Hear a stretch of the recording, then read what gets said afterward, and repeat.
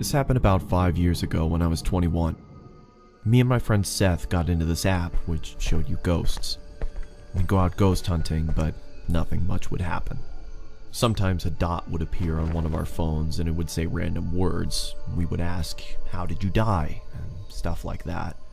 And sometimes the answers lined up, but it was mostly random. One night, around 2 a.m., Seth suggested going to the cemetery to see if the app picked anything up. I was hesitant, but I nervously agreed. We started making our way through the neighborhood towards the cemetery. It was weird as the streets are normally lined with cars, but they were empty on this night.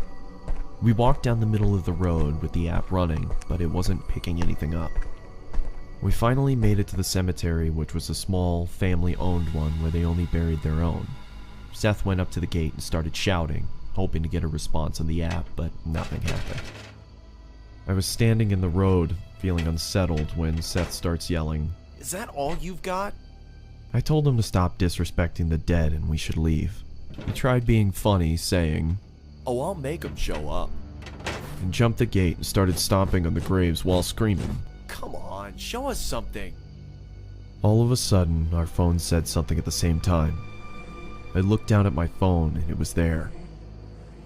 We both just stood there, looking at each other when 10 or so red dots appeared on the radar, and it said it again.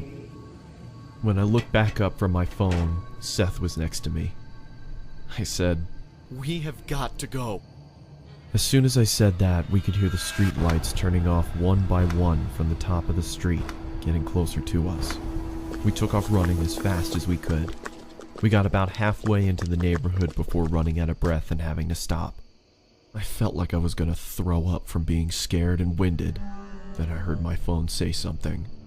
It was muffled, but I knew what it said. Being too scared to look at my phone, I looked at Seth, who looked terrified. He nodded at me to get my phone out, so I slowly pulled it out and it said my name across the top. I turned my phone off and said, "Screw this, I'm done." We made our way back to my house and had a cigarette to calm down. We were talking about what just happened, almost not believing it, when I heard my phone again. This time it was my sister's name. We just stood there, frozen, not saying a word, when it went off again and said my brother's name. I took my phone out, turned it on, and deleted the app. I asked Seth to stay the night, but he refused. I can't blame him. When I finally got to sleep that night, I dreamt a muffled voice repeating a word over and over. I started to wake up and the words became clearer. My phone was off, with the battery out. But when I turned it over, it was lit up with the app running. It had a red dot about 6 feet from me, still repeating.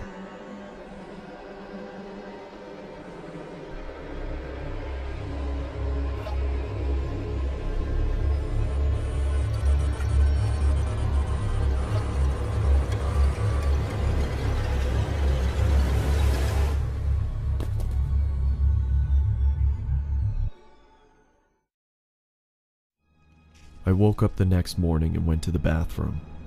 I had a razor-thin cut from my left shoulder to my right hip.